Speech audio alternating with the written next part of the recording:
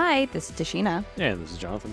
and this is Abandoned Ship podcast where we take you through Deep Space Nine. And today we have Season 2, Episode 12, The Alternate. I always get Odo's dad episodes mixed up in my head, and also I never remember this episode specifically because I feel like this title is just gives me nothing. The Alternate. Yes. I'm not sure what that's trying to get at. Because it is suggesting maybe Alternate something Person? else. Yeah, I don't know. Yeah, maybe Not a great title. Yeah, no. But pretty it stood apart from a lot of the other season 1 and season 2 episodes. I feel like in overall production felt a little more refined. Definitely better than last episode. Yeah. You know what I mean? Like it avoids some of that early show weirdness where they're still getting on their feet. Like I feel like this could have been a season 3 episode, season 4 episode. Yeah, no, this is definitely a solid episode. CGI is pretty good up until the big blob. Yeah. That big bubble. That always breaks it. It's just like, oh man, that's an unfortunate graphic. It's like the shields in Lynch's Dune. Yes. And you're just like, nope, that is not it. You're so close. Well, not really, but you had something and then and nope. 90s was a tough time, I think, for CGI because it's yeah. like you're almost there, but you're not. It's a very weird area. Yeah. More endearing than CGI mush we get in a lot of things nowadays, though. That is true. More memorable. All right. So we start out with Quark. Another Quark and Odo cold opens, except this one actually sort of, well, the actual like little plot here doesn't have anything to do with anything, but the dynamic sort of does. Like we get a lot of Quark and Odo cold opens, I think just because they play so well. Yes, right? they do. They always have a good time. But here it actually sort of leads into the springboards into the dynamic does. with him and his Yeah, I feel like a lot of the little father. things throughout kind of all tie in together. Even Sisko's little scene with Jake. We'll get to that later, but it all kind of it's about flows. family. Yeah. And that's what makes it so important. Thank you, Like Carrie Fisher. DS9 at its best is always about family. Actually, you're right. Yes. Those are usually the episodes that really get to me when it's about the interpersonal relationships on the station. But back to Quark. Yes. Who's selling pieces of an important person. Plague. Who's Plague? Pieces of Plague. It doesn't matter who Plague is. Okay, I didn't know if it was someone. It's because they wanted alliteration. Piece of Plague. Piece of Plague. Oh. Because it's Ferengi custom to sell bits of their dead. Mm-hmm. Odo comes in while Quark is doing his sales pitch to everybody and starts kind of needling Quark a bit about the process. And also, is he interested in buying a piece of Does Odo want a piece of Plague? And even Quark's like, but okay, if you want one, I'll sell it to you. And I was like, what's your letter of authenticity? Yeah. How do I know this is Plague? It says it on the box. But oops, Plague is still alive. Of course, Quark is... And you never really get an answer to this. It kind of feels like Quark knows. Or was Quark swindled himself? But yes, but Quark then pitches that he too was swindled. Yeah. That he was sold an entire cargo bay full of Plague. I wonder if he just found 500 pieces of a random person and decided to put someone's famous on there. Maybe the guy was old enough. He's like, he'll be dead soon enough. Maybe I'll get away with it. He's probably already dead. I'd like to think that Quark bought it suspecting it was fake, but felt like he could sell it anyway. And it gives him the perfect cover if he is discovered that he can feign ignorance and say he was swindled. He did not come up with a scheme, which I feel like that's a sort of a 4D Ferengi chess game of like buying into known scams that you try and resell for plausible deniability. Yes. Allows you to sort of play both sides. Yeah, I could see that. didn't look too deep into it. Like, Yeah. sure, this is Flag. Sure, yeah, why not? Well, also, Odo is like, well, time for an investigation. And Quark's like, yes, investigate this fraud. And while we're having this back and forth, who enters Quark's but Dr. Mora? Mora. Mora. Mora. Mora, who is Odo's faux daddy, which Yeah. he just screams throughout this whole episode, he's not my father. You're not my dad. You're not my dad. Pretty much he is the scientist who, quote unquote, discovered Odo and found out that Odo was pretty much a sentient being. And they actually go into how that came about later on with Dax, but he's come to DS9 pretty much to check up on Odo. And already in the beginning, you're getting these small, little, what do you call them? Microaggressions? Like the little belittling of Odo's. Needles. Yeah. Tiny. Nothing. Like, nothing overt. He doesn't come in there and be like, loser. I knew you'd be a disappointment, you know. No, he on the surface is supportive. It's supportive. He seems positive about it. But in ways that infantilize him. Emasculate him. That's it. Because he probably still has this mindset of what Odo was when he left. Right. And it seems like Odo has grown a lot as a person, character from that time. And because he still sees him as Odo in the past, he's like, oh, that's so good. You're interacting, social interaction. Like, just very good, Odo. Like, pat on the head. It's very much that. And how's Odo, this police thing going? You know, dismissive. Very dismissive. And of course, Odo, being who Odo is, this just drives him mad. Like, I've never seen so many eye rolls from Odo episode.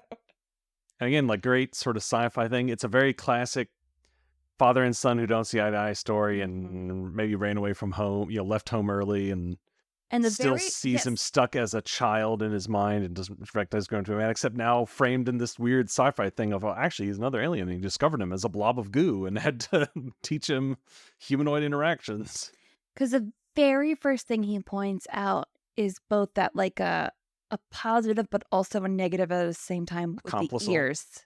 With, like, oh, you almost have the ears, and you could tell Odo is like that probably gets to him that he can't fully figure out. Yeah, he already knows. Oh, you've lost some weight. You've lost a little bit of weight. When are you going to get the rest off? Oh, I know. It's very hard to lose weight. That's okay. And you're just like, don't you think I know that? Exactly. Don't you think I know I don't have the ears perfect? Yeah. Yeah. And at this point, Mora asks Odo if he misses the work, which he's like, I understand you didn't like the place, the center, like all the being lab a test rat. tube. Yeah, being a lab rat. He misses figuring out about Odo, like figuring out about himself, and he does say, like, yeah, I do miss that part of it. We get our little spaceship credits, and we come back to the Cisco quarters, where dad and son are having a little argument about schoolwork. When am I ever going to use Klingon opera? Because he wants to go out with Nog. He wants to doesn't want to do his homework. And he's like, I got my homework done. And of course, Cisco, being ideal dad, is like, but son, you don't just want to blaze through your homework. That's not how you learn. You gotta really learn. Really learn. Jake is like, yeah, okay. When am I gonna use opera? And then it's just because it's great response where he tries to sell it. You might use it in a job somewhere. And he's talking to Klingons. You're learning about their culture. Just because you suffer through it doesn't mean that I have to. And Cisco says, yes, it does. Yes, it does. And that's the rub. Yeah. So as Odo knocks on the door, he tells Jake, like, just invite Nog over and you guys can listen to Klingon opera here. And I'm like, fun. I bet that's a great time. Yeah. Also, so just a nice father-son interaction, which is, of course, on theme with father and son. The episode. Mm-hmm. And Cisco and Jake just do a really great job at it whenever they Yeah, he's really the good chance. at being like a teenager, but not Not a little shit. rude. Yeah, exactly. He's He's just a good at kid. having that pushback Mm-hmm. that teens The do. very normal Yeah, without being independence. rude or Yeah. mean to his father, because he still respects his father, but he's also like, "You're an old man, you know? I don't want to do Yeah. that." So that's Dad, cute. everyone just uses AI to make Klingon opera now. As I said, Odo comes in and he asks Cisco for a runabout as a favor for him, because I guess if Dr. Mora went through the regular channels, it could have taken months to get to ask him. Dr. Mora found DNA similar to Odo in the Gamma Quadrant, so they want to take a runabout to go check it out. And Cisco's like, "Sure, go ahead. Sounds great to me. Tell me what you find. Bye." Yep, so he sends Dax with them, and then they also have this random Other Bajoran doctor. extra. Which, so you're watching this. This is the only thing with this episode that and this is the start of it, where it feels like they were trying to throw half-heartedly throw out various red herrings. Yes. So you see this guy, and of course you assume, this being Star Trek, it's an unnamed extra. He's dead. So I keep expecting him to die throughout the whole episode. But yeah, otherwise I guess it's just some other scientist working with Mora. Yep. But we'll come back Here to to that take later. samples. So yeah, they're on the runabout, and this is where Mora and Odo relay to Dax how Mora found out that he was a sentient being, and how Odo decided to relay that information, that he's more than just, A pile of goo. And it's interesting because even here you see Mora's like, "Oh, okay, you tell the story," and Odo will try to tell You tell the something. story, yeah. And then he more talks over the and doctor will take interrupts. over again, and I just I think they did a really good job of Mora. He's not a bad guy at all. It's not like he's a villain. He just has these kind of characteristics that are overbearing. Overbearing. I He think gets it's a good word. overexcited and doesn't Yes. have a good sense of boundaries, Especially with Odo, yeah. and understand empathy with Odo. Like, Yes. it's very, he's nice, but it's self-centered. Yes. Almost like he's still the goo in the petri dish. Yeah. Almost like he's still not a fully realized. You were the best part of my career, like it's very Yes. self-focused still. Yes. And I think that's why he cannot truly understand Odo's point of view and how he treats Odo. The story about the identical beaker. That was cute. Because Odo decided to become another beaker to show him that he's sentient. And you're right, this is where he said that working with Odo has been the most rewarding part of his career. Okay. They beam down Great. to the Glad I could planet. help. They find this pillar. They're like, "Oh, let's take this pillar with us." And I'm like, okay. Yeah, let's just beam it up. That's fine. Sure. And while they're looking at this pillar, the other doctor is the one that finds the living matter that they came for. So he starts scooping that up. They Little bit of goo. They beam the pillar, I guess, to the runabout. Surprise! The runabout's actually bigger than you think. Okay, because what we see is just like the cockpit, and then it has that whole back section. Okay, because I'm like, how the fuck do I third Yeah. Yeah, they're pretty sizable, actually. And as soon as they beam that pillar onto the runabout, an earthquake starts happening. Maybe you should have done some scans before. I know, plumes of gas start shooting out. It's like, did you very meet the Indiana gods? Jones. I know, did you meet the gods? The roof of the golden head. And the gas starts to knock out Dax and the two doctors, but it seems Odo's fine, and he's able to get everybody out before, I guess, it really does damage to them. They are unconscious, though, when we get back to DS9. They're in the infirmary. The doctor's checking on him. Seems like Dax is affected, but not as badly as the other two are, the two Bajorans. Because they have masks on. It seems like it definitely got to their system more. One of maybe many hand wavy things in this episode. They just go, it must be something with trills. Yeah. Dex is better. But he still wants her to rest. And we see Odo is definitely concerned about in his Mora. own Like, he way. goes over to him and he's just like looking. He looks definitely in his head and his thoughts. Yeah, almost like he's not sure what he's feeling. Yeah.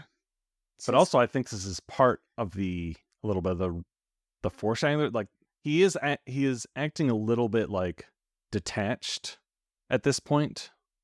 The way he sort of looks at him is I would describe a lot of Odo at this point is like starts looking really like detached. Seems like he's just dealing with a lot internally, like mentally, about how he feels. Because he walks through the promenade with Cisco, and Cisco, trying to comfort Odo, like, when my father was sick, it was really hard for me, and he goes on, and then at the end, Odo goes, "Oh, that's nice and all, but Mora's not my dad, so it's not my different. daddy. He's not my daddy." And Cisco's like, "Okay." Odo heads to the lab where Miles is looking at this specimen because Dax is resting. She's sleeping or something. I don't know. And he does notice that the specimen keeps multiplying. We see the pillar there. So, just got this whole lab set up. And the Nuku is in a little container that's protected. Okay. Everything seems fine now. Got to. And I think importantly, he tells Odo that this goes here. I'm putting it in a containment field, like. Yes, to make sure. I am imprisoning it. We wake up Cisco in the middle of the night. Kara goes, "Oh, you might want to head down to the lab." And Cisco walks in to find the lab is completely effed up. And the specimen is on the loose, been stolen. All they know is that the containment was broken out and the specimen is gone. They track residuals to the vent. And so as they're figuring this out, Dax is now back, up and about. Apparently, Bashir tried to convince her to stay in bed by stealing her clothing. So Seems inappropriate. She walks out of the infirmary in a hospital gown. And so he finally gave her clothes back, I guess, because she's like, "I'm going either way." But this is also the start of like this sort of weird thing with Dax, because she sews up and she's like, "Did Dr. Bashir give you permission to be up and about?" And she gives this story, which on its face is, you accept. But I think then later with some of the other weird things that they make her do, it's like, are they trying to make us think it's Dax? Yes, I wasn't sure if she was the red herring. It seems like they were trying to throw a bunch, because also I think that was also the purpose of the extra Bajoran. Yes. Because he's the one who takes the longest to recover, and they keep talking about him. Mm-hmm. And so I'm expecting him to either die, because you bring in an unnamed extra so they can die and raise the stakes. Mm-hmm. This is serious. Someone has died. Or two, as sort of it was that third guy. He wasn't in bed. That kind of a thing. Yeah. That's feel like what they were trying to, again, like half-heartedly set up these different options. But then they didn't really commit to enough to make me think that it could have been anything else, because I felt like it was pretty obvious. Yeah. Anyway. We get a quick scene in the infirmary with Odo and Dr. Mora, where he tells them what happened. The lab, back and forth, back and forth. "Oh no, I'm gonna go help." And I was like, "Stay here. Get rest." We cut to Miles in the vents, talking to Cisco and Odo in security. He's going around. Very irresponsible to send him chasing after this potentially dangerous life form alone. He says he hears something. This feels like an Alien moment. I know. They're walking around little corridors there too. Well, he's going after this noise he hears. He's going around. He's talking about Keiko and how, "Oh, honey, how was your day?" "Oh, my day was nice, honey." And how it's like, I won't be able to tell her this. I don't think she wants to really hear about my day at all, because of all the shenanigans pretty much I get I up know he to. starts going into a pretty deep like I know, just story like, about their life, and then and it just gets broken by and the it's just going over, we're just sitting there, I guess, listening to me okay, talk yeah, to Brian, just Brian, you have an open comm. Dude, I think you need marriage counseling. She doesn't wanna know what's going on in my day, and how do I explain her? And then pretty much she gets doused with goo. I'm like, "Yeah, how are you gonna explain this one to her?" It is a good acknowledgement to see finally that like, because obviously it's like he hears the noise and goes, "I'm gonna check it out." Which if this was like a horror movie, you'd be like, "No, why are you doing that?" Yeah, I can't tell Keiko because she'd probably Right. scream at him like, "What are you thinking?" And this has happened before where, like, when he volunteers that mission with Kira, that's like a suicide mission. Yes. It's like, don't you have a family? So I feel like this is a nice little nod to the fact that, Miles probably does some things he shouldn't. right, he does things he shouldn't, and they just have to, like, not talk about it because it would just be too much to handle the fact that he puts himself in danger all the time. She So, can know some things. and it's not like she is, she She knows. knows. They both know, but Yes. they don't talk about it. But yeah, maybe some Again, counseling. maybe some marriage counseling would be nice. So yeah, he finds a pile of goo, but the goo is dead. Dead goo. Dead goo. Uh-oh, what happened to our life form then? And again, if you're trying to set up a bunch of red herrings, why immediately eliminate one of the possibilities? Right? Yes. Like, oh, is it the life form? What's something else? The life form's dead. Okay, so it's not. So it's not that. Yeah, because I feel like the life form was probably the only other solid red herring. Because even I couldn't fully remember. I'm like, oh, is it like the life form bust out? Like I Yeah. couldn't fully remember, but then when It it was almost looked like it dead, was broken from the inside. So is yes. it breaking? Is it like Alien? He literally, a chest burster comes out, escapes into the ship, starts growing, and then starts attacking people. That's what it seems like it's getting set up as, right? I think you should have saved this discovery of the goo until after the first attack. Yes, a little bit later at least. So he does the Yeah. first attack, then you find the dead goo, and it's like, well, wait a minute. If it's not the goo, then This who isn't it, is because it? one, this is dead, and two, it's like not big enough. Like they Yeah, find it's a it, pretty and little it's just puddle of goo. like the thing that attacked him was bigger. So like, what is this? Yes, I think you're right. Probably them finding the goo should have happened after the Bashir attack, which is what happens next. We go to the infirmary. Dax and Bashir are chatting, discussing about events, and then one of them asks, was it him that asks pretty much, want a coffee? And Bashir's like, your room or mine? And Dax is like, I was talking about the replement. And then again, like Miles, another little monologue Except this soliloquy time to no one, just to to no himself. one. Creepy as hell, Bashir. Calm your tits. Okay. She wants me to chase her. She wants to chase, but I'm not going to chase her forever. Okay, buddy. Ooh. That's why Odo attacks. He can't take any more of this. Shut up. I'm just... Because it is like, why does he attack Bashir? I'm like, he was in the vents. He overheard that. And he's like... But yeah, so he's back in the infirmary, and there's some creepy atmosphere going on. It's dark. Yeah, it's dark, and there's some hear music. Hear a noise. The noise, and behind him you can see this like shape coming out of the Which vents. I thought was well done. Yeah.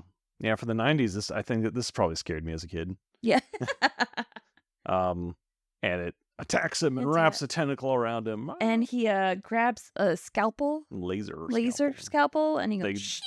They're scraping the budget though, so you don't actually see him scalpeling it because that would be too much. He just sort of off screen. We see a little light laser. Yeah, but it just goes like pew. He's like curled up in this weird position where it's like, okay, we can't show the creature, it's too expensive at this point. So just do a real close up of him fighting something.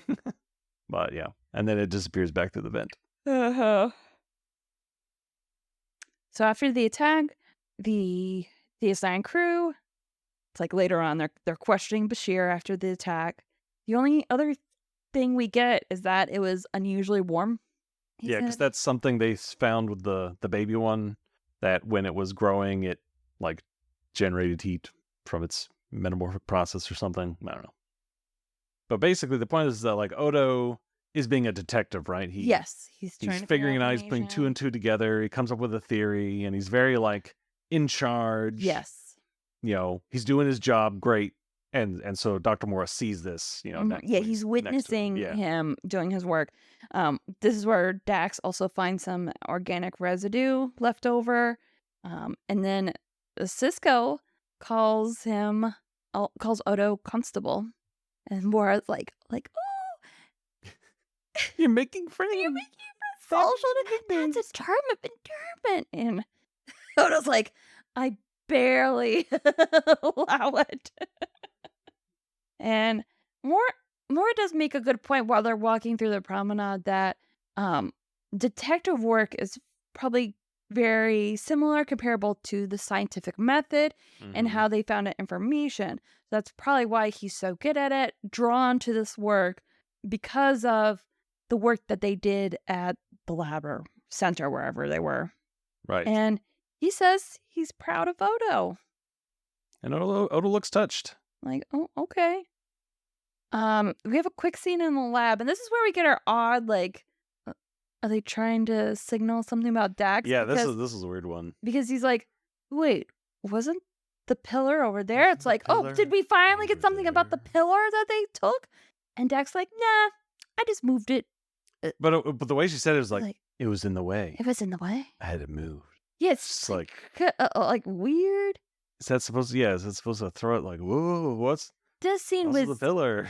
odd. Probably should have cut it. I don't know if also because she was the last one who left Bashir. Maybe she heard they were. She attacked, if she was the creature, she attacked Bashir because he was being a creepo. Right. But don't blame the girl. We get a little discussion with. Wait, I think I missed something. Dax and Dr. Mora talk. He's talking to Dax. Okay, so that's right, because I'm like, no, Odo wasn't here for this. Mora talks about him to Dax and says that he misses Odo and they didn't part on good terms. He didn't think he was going to make it. He thought, oh, he's going to leave and come back. He'll fail, yeah. But he never came back, and time went on. And I think that's why he eventually decided to go find him, because, he had this information to go find it, but I think there was other paths to get this. Like, he went to Odo because it was an excuse to finally talk to him, because he realized Odo was not going to walk back through that door. Yep. Which, yeah, he made it. And it's interesting because you definitely get that from some parents who, yell our kids as they're walking out the door. Oh, you're going to come back. Like, you can't survive without me. And they're proven wrong. And Odo proved his faux daddy wrong. So they test the organic material. And Mora's kind of like, oh, it's definitely not the same. They could be like cousins at best. Like the comparison, because they're comparing it, I think, to the they're original. comparing the sample they found in the infirmary attack from the organic material they found on the planet. Yes, see, same thing. I guess if it multiplied off or something. And then they're like, okay, yeah, they're similar, but not really. And then they pop up the DNA sequence of the infirmary attack sample. Like, oh, we've decoded the DNA. Here's what it looks like. And you can tell Mora recognizes something about it. Something, yeah. And he's like, how long until the computer figures out what it is? She's like, a couple hours. He's like, okay. Bye. I'm going to go. He heads over to security to find Odo. At first he tells him, that other doctor is up and about, but he still looks very sad. And Odo's like, okay, what's on your mind? Because you're telling me happy news, but your face is telling me that something else is happening. And Mora's like, yeah, I am kind of focused on you because the organic sample that they took is you, Odo. Like, I know that DNA structure anywhere. You mean the thing that attacked us that looked like a changeling was the only changeling we know? Again, crazy. They killed that sample off too quick. Because I feel like this was meant to be this big, it's Odo. And it kind of is. It does mostly work. There is an emotional impact when... Overall, again, I think this episode is good. It's just yeah. it could have been just a little bit better. the doctor relays this information to him, and the discussion they have after this, it is still really impactful.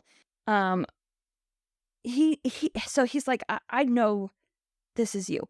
And he's like, where were you the 2 times of the attack? The lab attack and attack on Bashir. He's like, because those are 16 hours apart, which is your regenerative state. And Odo admits both those times, yeah, he was in his little pail. And he goes, are you sure you were there?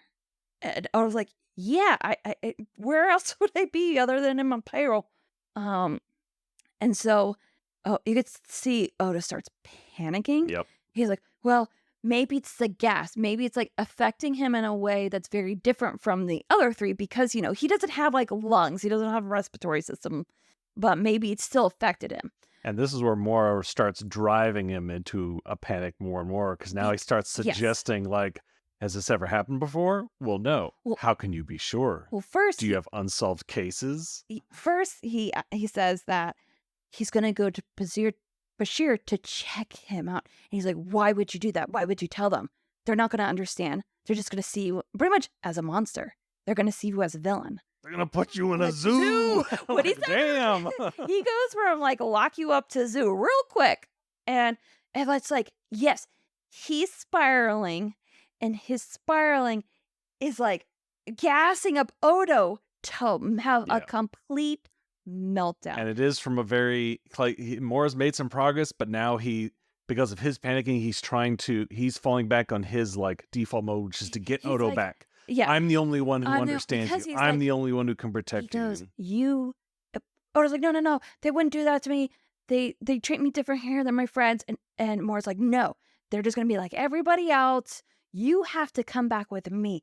And this is where Odo loses his shit because he's like, I will never go back with you to the center. And the fight ends with Odo full-on meltdown into our premature creature. Going goo. So in Ops, we things are happening. They're like, oh, what's going on? And then, Mora just rolls in. Hey, I might have caused I did a bad thing. So pretty much Mora catches up the crew on what happened and what he thinks is going on.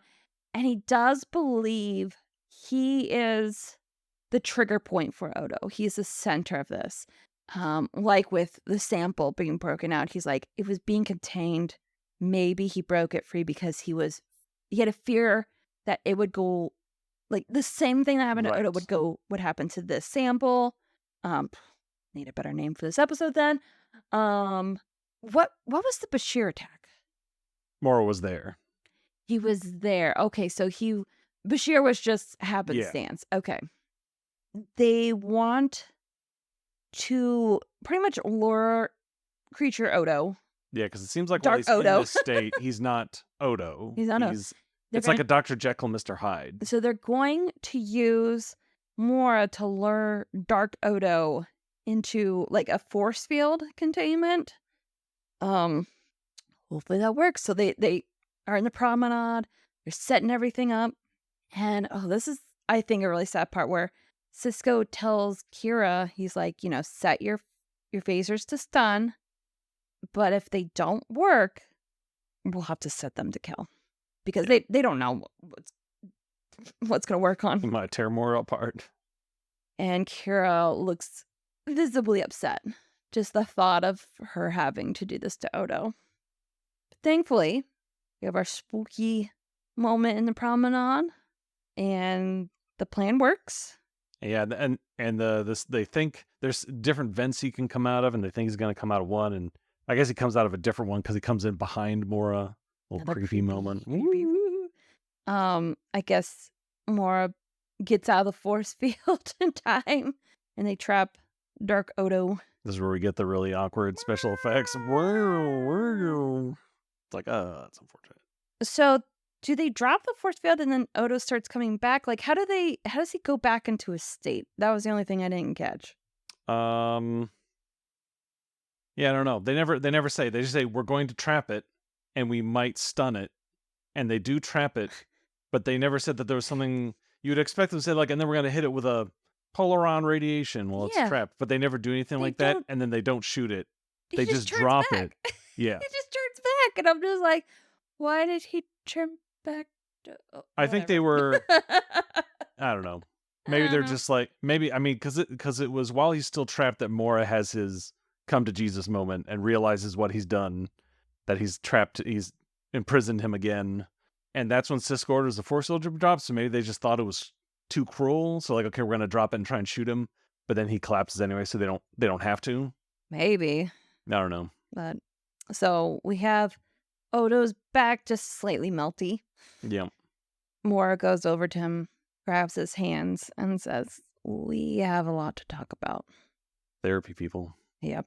Cut to the infirmary where Bashir says, I don't know what happened. fuck if I know what happened, but the gas is out of your system, so Turns out it was the gas, I guess. We won't.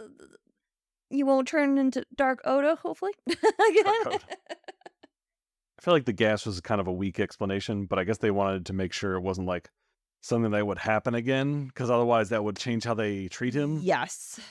Yeah, they didn't want that. It was just like, it's just But it was the still kind of weak, I don't sci-fi explanation for know. Yeah. how pretty much the suppressed anger and resentment that he has towards Mora coming out in a physical The manifestation. answer is trauma. Yes. The trauma gas hit him. The trauma gas. Went on a trauma trip. So with that, Mora's gonna go home. He said, I'm sad that this had, like, pretty much he said that it had to come to this and that he had to find a way to speak to him in a voice loud enough for Mora to hear him. And Mora does say he hopes that he can be a part of Odo's life here on DS9. Like, he can be part of what his life is now, not try to make it, back to what it was. Because even when he was coming to an understanding of Odo, his goal was still always to try and bring him back to him, to his life. Yes. And try and convince Odo of Because there's that. more to learn. Yeah. Again, And now he's finally like treating Odo as his own person. with his own autonomy. Mhm. Yeah. Because that's the thing. He did care about Odo, but he was still an object in a way to him. Like, I need to know more about you, more studying, blah, blah, blah.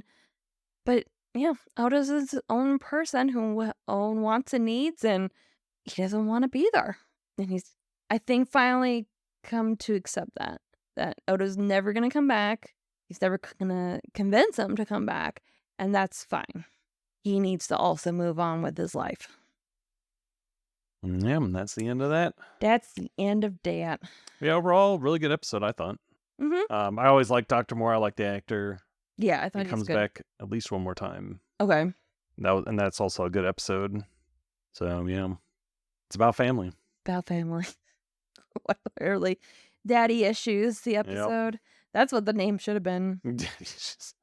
Yeah. Or, I don't know, Men Need Therapy. Right. Apparently, Bashir and Miles also have some issues they need to go seek help for. Indeed. I feel like that's probably a lot of the episodes, though. Just call it therapy. Men Need Therapy. Not Quark, though. Quark's just Quark. He's the only one. All right. Any other thoughts before we head out? I think that's it. All right. What do we have next week? We have Armageddon Game. The coffee one. Coffee! Yes. This is... Yeah, these next two are pretty well known. And the one we just did. This just has this is like one of the mid-season peak, I think, is these next few. It just has one of the best ending buttons to it. I can't remember if the episode is good at all. I just remember the ending. It's one of those proto Bashir O'Brien buddy episodes. Yeah. They start to establish them as a thing. Yes, because right now they still seem kind of butting heads, especially with the episode we got last week where old man, young man, duking out on pickleball. It's like, okay, when are we gonna get past when do they like the bromance? When are we getting? Where are we gonna get to the point where Keiko is afraid Miles is gonna leave her for a younger man? He's here Playing pickleball. in your holodeck fighting wars. That's soon. Around the corner.